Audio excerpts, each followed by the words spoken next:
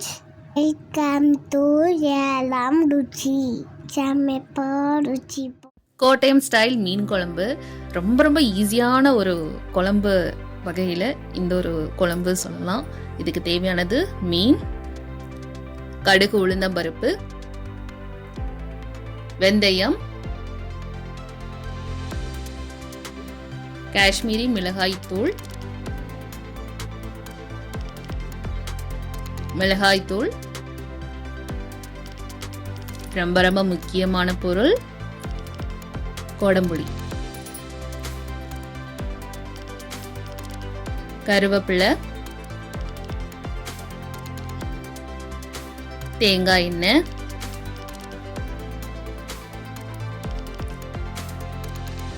மஞ்சள் தூள், பூண்டு, இஞ்சி, சின்ன வெங்காயம், இது எல்லாமே ரெடி பண்ணி எடுத்து வச்சுக்கோங்க. நல்ல கொதிக்கிற தண்ணியில் நம்ம எடுத்து வச்சிருக்கிற 2 பீஸ் அளவுக்கு கொடம்புளி சேர்த்துருக்கேன். நல்லது புளிப்பு அதிகமாக இருக்குங்க. கொஞ்சமாக கல்லுப்பு சேர்த்து ஒரு 10 நிமிஷம் அந்த தண்ணியில் கொதிக்க விட்டு தனியாக எடுத்து வச்சிடுங்க.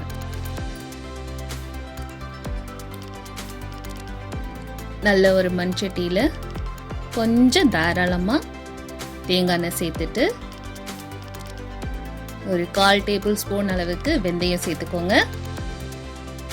1 டேபிள் ஸ்பூன் கடுகு உளுந்தம்பருப்பு. நல்லா கடுகு பொரிய ஆரம்பிச்சதுக்கு அப்புறம்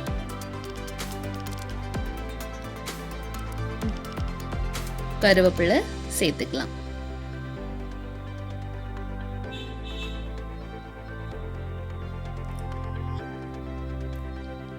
இஞ்சி ஒரு சின்ன பீஸ் அளவுக்கு தான் எடுத்திருக்கேன். இஞ்சி ஒரு 8 பல் பூண்டு, 8 பல் பூண்டு சேர்த்துட்டு நல்லா கோல்டன் ப்ரௌன் ஆகிற வரைக்கும் நல்லா வதக்கி விட்டுருங்க.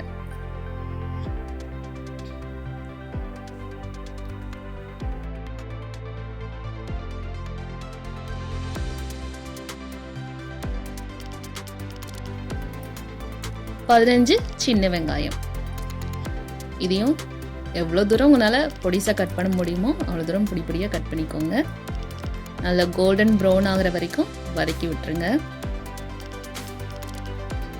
இதுதான் வதக்குறதா நமக்கு டேஸ்டியும் குழம்புல. அடுப்பை நல்லா லோ ஃப்ளேமில் வச்சுட்டு காஷ்மீரி மிளகாய்த்தூள் 2 டேபிள் ஸ்பூன், மிளகாய்த்தூள் 1 டேபிள் ஸ்பூன்,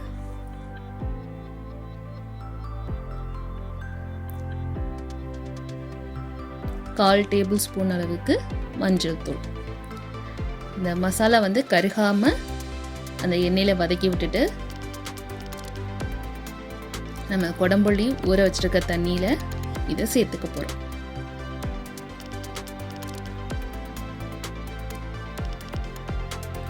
நல்லா கலந்து விட்டுட்டு உப்பு உரப்பு எல்லாம் கரெக்டாக இருக்கான்னு பார்த்துக்கோங்க. தேவையான அளவுக்கு உப்பு சேர்த்துட்டு கூட்டி வச்சிடலாம். அந்த கொடம்புளி நல்லா காய வச்சு எடுத்து வச்சுக்கலாம். இது அடுத்து நீங்கள் மீன் குழம்பு எப்போ செய்கிறீங்களோ அப்போ யூஸ் பண்ணிக்கோங்க. கருவாடு குழம்பு, இந்த புளிக்குழம்பு ரெசிபிக்கெலாம் நல்லா இருக்கும். ட்ரை பண்ணி பாருங்கள். இந்த குழம்புக்கு தேவையான அளவுக்கு கொஞ்சம் தண்ணி வச்சுட்டு நல்லா ஒரு 10-15 நிமிஷம் நல்லா கொதிக்க விட்டு நல்லா கெட்டியாகிற வரைக்கும் விட்டுருங்க.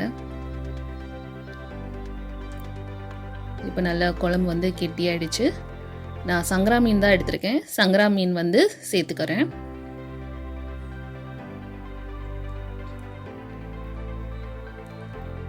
ஒரு 5 நிமிஷம் மூடி போட்டு நல்லா மூடி வச்சு வேக வச்சு எடுத்துக்கோங்க. இந்த குழம்பு 1 வாரம் ஆனாலும் கெடாமல் ரொம்ப நல்லா இருக்கும். ஒரு சின்ன டிப்ஸ், இந்த குழம்பு காரமாக இருக்குது புளிப்பாக இருக்குன்னா கொஞ்சம் தேங்காய் பால் உங்களுக்கு ஆப்ஷனலாக தேவைப்பட்டால் சேர்த்துக்கலாம். ரொம்ப டேஸ்டியான ஒரு மீன் குழம்பு, ரொம்ப ஈஸியான ஒரு குழம்பு. உங்கள் வீட்டில் ட்ரை பண்ணி பார்த்துட்டு எப்படி இருக்குன்னு சொல்லுங்கள். தேங்க்ஸ் ஃபார் வாட்சிங். இன்னொரு சூப்பரான ஒரு வீடியோஸில் உங்களை எல்லாரும் சந்திக்கிறேன். Bye bye.